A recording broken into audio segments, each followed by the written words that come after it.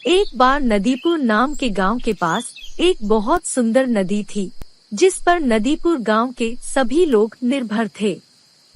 कोई अपने जानवरों की साफ सफाई के लिए नदी का पानी इस्तेमाल करता, तो कोई अपने खेतों में उस नदी से ही पानी देता, तो कोई पीने के लिए पानी उस नदी से ही भरता था। इस तरह से सभी अपने रोज की जरूरत में आने वाले पानी के लिए उसी नदी पर निर्भर थे। लेकिन एक बार क्या हुआ, उस नदी का पानी विषैला हो गया। लोग उस नदी के पानी के इस्तेमाल से मरने लगे, इसलिए लोगों ने उस नदी के पानी को इस्तेमाल करना बंद कर दिया। अब तो नदीपुर गांव में पानी की बहुत किल्लत हो गई।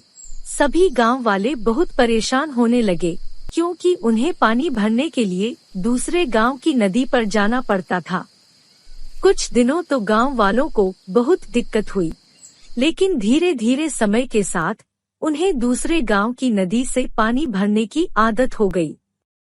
लेकिन एक बार परियों के देश से जानकी परी धरती पर किसी काम से आती है और उड़ते उड़ते उसे अचानक से प्यास लगने लगती है।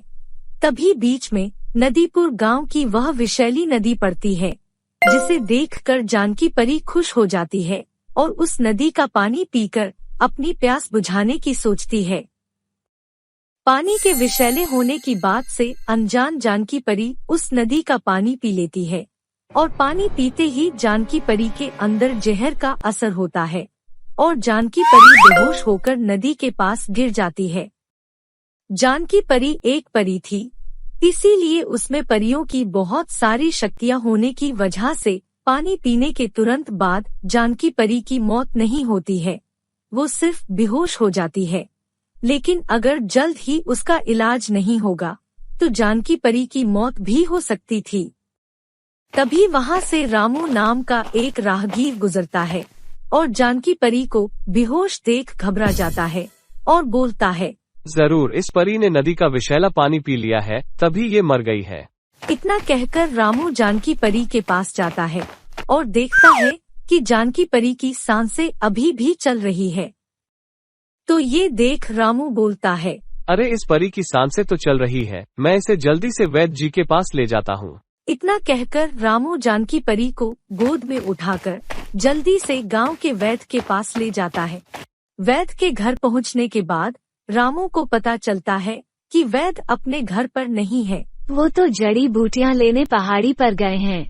यह सुनकर रामू को जानकी परी की चिंता होने लगी। हे भगवान, अब मैं क्या करूं? अगर सही समय पर इस परी का इलाज नहीं हुआ तो यह मर जाएगी। इतना कहकर रामू वैद्य के घर से बाहर चला जाता है।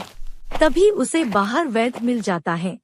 वैद्य को देखकर रामू के जान में जान आती है और वह जल्दी वैद्य से बोलता है, अच्छा हुआ वैद्य जी आप आ गए, मैं आप ही को ढूंढ रहा था। इस परी की जान बचा लीजिए वैद्य जी, वरना यह मर जाएगी। इसने नदी का विषैला पानी पी लिया है। इतना सुनकर वैद्य रामू को जल्दी से परी के साथ अंदर ले जाता है और परी को देखने के बाद रामू से बोलता है, ठीक है अब तुम जाओ, मैं इसका इलाज कर दूंगा। रामू ये सुनकर वहाँ से चला जाता है और घर जाकर सारी रात उस परी के बारे में सोचता है कि पता नहीं वो परी कैसी होगी। सुबह होते ही रामू परी को देखने वैद्य के घर जाता है, तो वैद्य उसे परी से मिलने नहीं देता। परी अभी इस हालत में नहीं है कि किसी से मिल सके, अभी उसका इलाज चल रहा है। ठीक है वैद्य जी, आप उसका अच्छे से इलाज कीजिए, लेकिन इतना तो बता दीजिए कि वो ठीक तो है ना? हाँ वो ठीक है, अब तुम जाओ। ये सुनकर रामू वहाँ से दुखी होकर चला जाता है। दूसरे दिन रामू फिर परी को देखने वैद्य के घर जाता है, तो फिर वैद्य उसे कोई बहाना करके वहाँ से भेज देता है, परी से नहीं मिलने देता। इसी तरह रोज रामू परी को देखने वैद्य के घर जाता रहता है, लेकिन वैद्य उसको परी से नहीं मिलने देता।